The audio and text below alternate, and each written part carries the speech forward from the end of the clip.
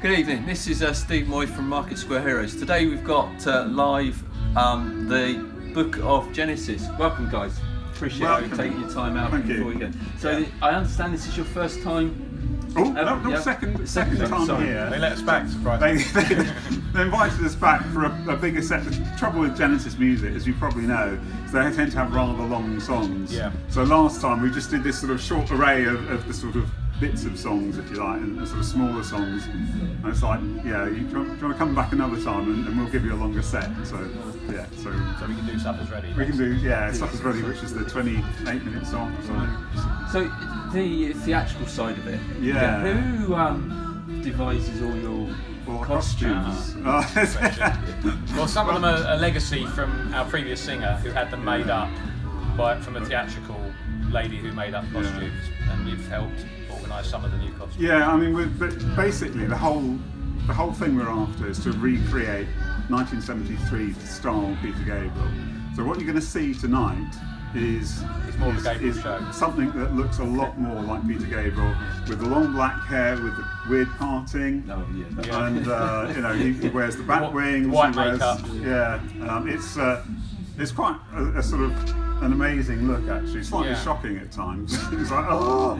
I think he was trying to get the look of a sort of an Egyptian prince, wasn't it, in the beginning? Gabriel was. Yeah, and then it was just dressing up. He's quite a shy person, Peter Gabriel, but sort of behind all the costumes is a way of presenting the stories in a way, especially where in the early days you couldn't hear the vocals very well. So by having all the costumes, it enabled them to reenact the stories in a more effective way. Yeah. I think that's why it came about. But I mean, the whole thrust of what we're about is to recreate that experience of seeing early Genesis, which, I mean, we're all passionate fans of that era, and so more and more we're recreating exactly what happened. So in our current shows, we're using pyrotechnics at just the right time. We've got our Gabriel character looking like Gabriel. We've got a sort of backdrop, this sort of immersive backdrop. It's sort of almost cinematic, so it feels like you're almost going back in time and just re-experiencing the whole show. So really, we're sort of trying to challenge, if you like, the musical box. That's where we're aimed at. Which the musical box do a sort of world tour in terms of early Genesis. That's where we're sort of trying to push to. We're doing that on a budget because they have a huge budget. The only thing is, I've been seeing the musical box and they're wonderful. They're sort of a great tribute band, but I think that obviously we're British, which is kind of nice because you've got that slightly more sort of quirky Britishness about us, I suppose.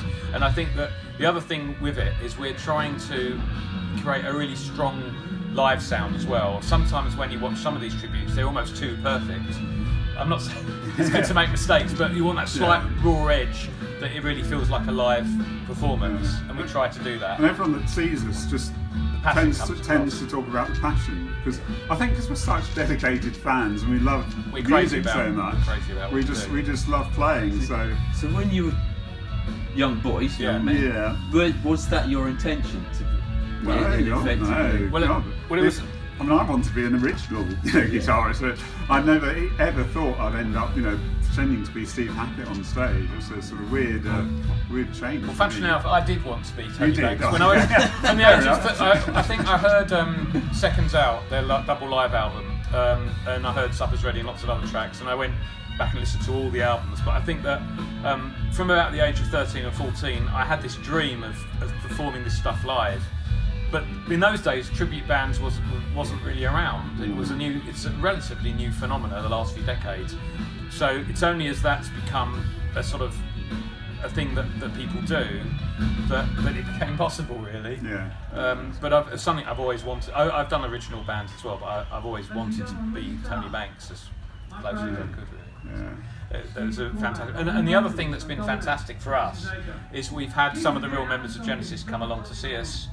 Anthony Phillips, which was great, and Steve Hackett.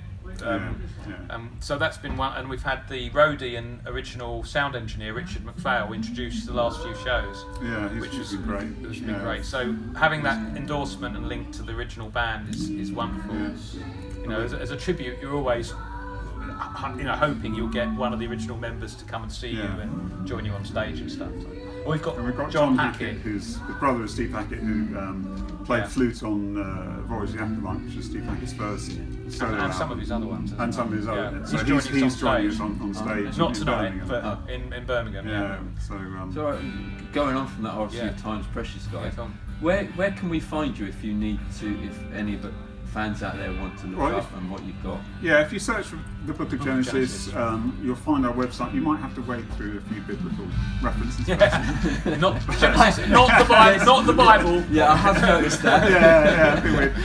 And you can obviously find us on Facebook. Just look for the Book of Genesis. Is it the Book of Genesis band or something? Yeah. Just type in the Book of Genesis. You'll find it, and we've got all our gigs on there. So when's your what's coming up next in the next couple of months? We're playing the Fusion Festival. Another festival in a couple of weeks. Stourport. And then after that, the Birmingham. Theatre in Birmingham on the 13th of April. That's the one with John Hackett. Then 27th down at Romsey, the Plaza at Romsey.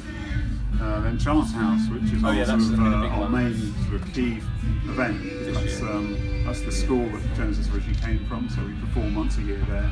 And that always sells out. It's always a great show. And although you wouldn't say it's characteristic of the Gabriel era, we're doing a lot of shows this year with a double drumming, with 2 drum kits, which is really great. You know, where we can't do it tonight because it's a single drum kit, but most of the shows we've got these double drum kits, and that's a fantastic sound. Yeah, we get our second drummer flies over from Switzerland, Phil Best, and she's phenomenal. Yeah. So we've got Russ, who's phenomenal as well, and when the two of them are going together, right, incredible power. Never heard anything like it.